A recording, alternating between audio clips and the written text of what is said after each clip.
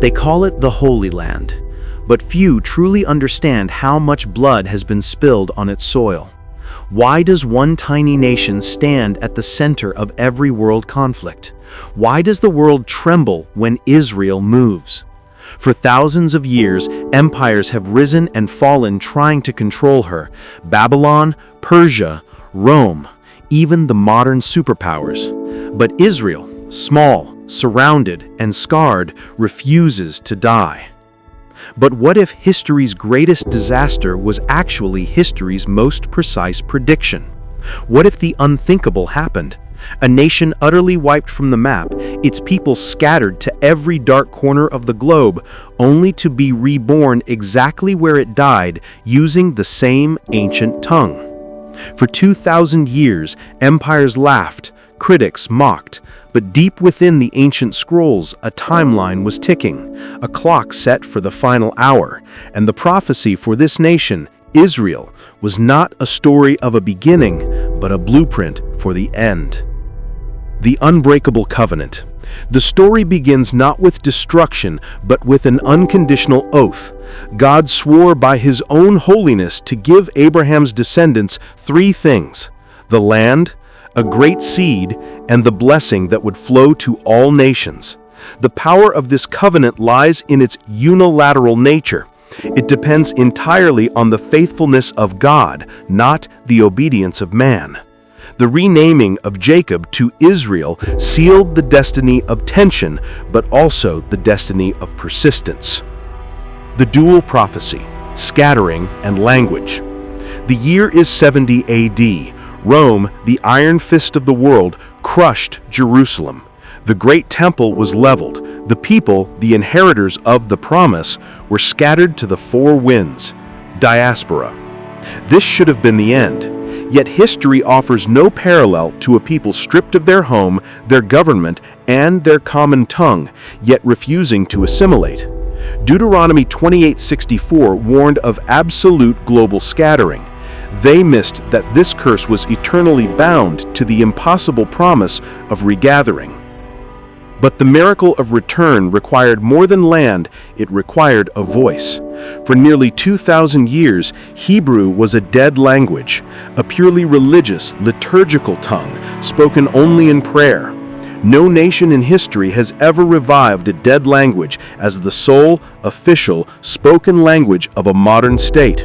The creation of modern Israel in 1948 was also the spontaneous political resurrection of the ancient Hebrew tongue.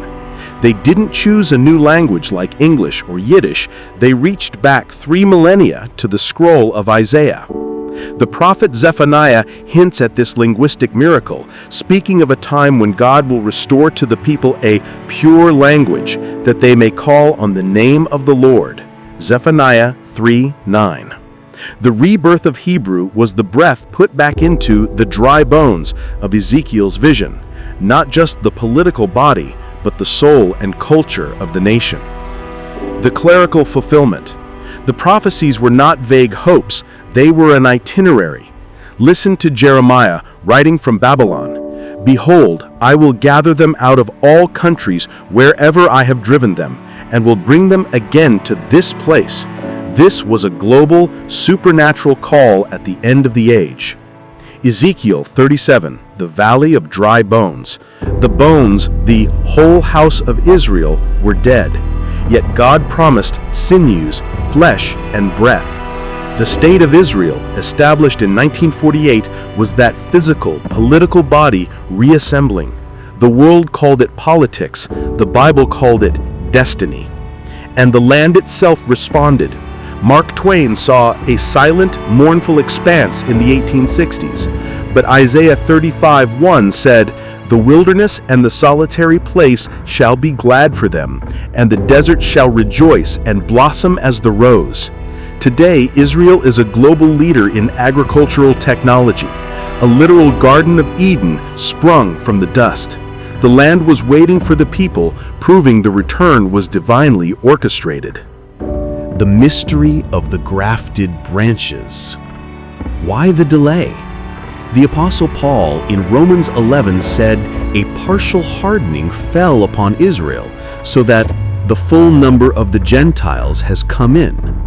Israel's temporary separation was the means of our salvation. We, the Gentiles, were grafted like wild olive branches onto Israel's cultivated root. We owe every spiritual blessing to that covenant. Paul warns us not to boast against the natural branches because the destiny of Israel is the guarantee of God's faithfulness to His word. The prophecies of war and the burdensome stone. The regathered nation was immediately plunged into conflict. The world saw geopolitical struggles. The Bible saw prophetic alignment. Zechariah 12:3 stated that Jerusalem would become a burdensome stone for all people. All who lift it shall be cut in pieces. Why does this tiny city hold the entire diplomatic world hostage? Because it is a prophetic magnet designed to draw the world's attention and the aggression of every nation on earth. But there is an even chilling fulfillment, often linked to the nation's survival. Look at Psalm 83. This prophecy details a coalition of neighbors who conspire to wipe Israel's name from memory. It names the ancient people groups who were neighbors of Israel: Edom, Ishmaelites, Moab, Ammon, Philistia, Tyre, all groups whose descendants are found among the surrounding nations today. They say, "Come, let us wipe them out as a nation. Let the name of Israel be remembered no more." This ancient plot is the exact stated goal of modern terrorist organizations and antagonistic regimes. The fact that Israel was surrounded at its rebirth and has been in a constant struggle for existence since 1948 is not coincidence. It is the fulfillment of a war blueprint drawn up 3,000 years ago. This intense global friction is the setup for the final catastrophic act, the Gog-Magog invasion. Ezekiel 38 describes an unprecedented multinational force that will attack the regathered Israel in the latter days. Persia is Iran. Togarmah is Turkey. Put and Cush are parts of North Africa and Sudan. These are the same powers, united by ideology and antagonism, that currently encircle Israel. It's not just politics, it's a final prophetic alignment, setting the stage for the battle that will bring God Himself back into the narrative. The final revelation and throne. The nation's ultimate destiny is to look up at the one they rejected. Zechariah 12:10 is the ultimate emotional pivot. They will look upon me whom they have pierced, and they shall mourn for him as one mourns for his only son. The final act of God's plan is to open their eyes to the truth of Jesus Christ, the Son of David, the King they waited for. A revelation so profound it will shatter the world's understanding of faith. So what does this tell us about our time? We are the generation witnessing the convergence of 3,000 years of prophecy. The exile is over.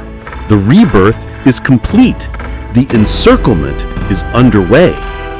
They tried to stop it with treaties. They tried to erase it with hate. But every conflict, every battle fought, has only proven one thing. The God of Israel is moving history to a fixed point.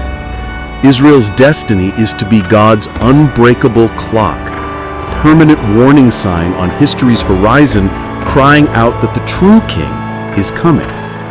The book of Revelation introduces two figures who will rise in Jerusalem, bearing witness for Christ. Revelation 11:3. They will be prophets of fire, standing in the very city that is the burdensome stone, providing the final, desperate chance for people to choose their destiny. And when the nations finally gather for the ultimate war, the prophecy will conclude with the single most anticipated event in human history. The Bible is clear. The Messiah will return to the Mount of Olives, Zechariah 14:4, to establish his throne in Jerusalem and to rule the entire earth in the millennial kingdom. The final destiny of Israel is the final destiny of the world. It is the proof that everything you thought was chance was written. They said it was just a story until the king returned to his eternal city. What happens after he returns is the part of the prophecy they tried to destroy. I'll reveal the truth about the millennial reign soon.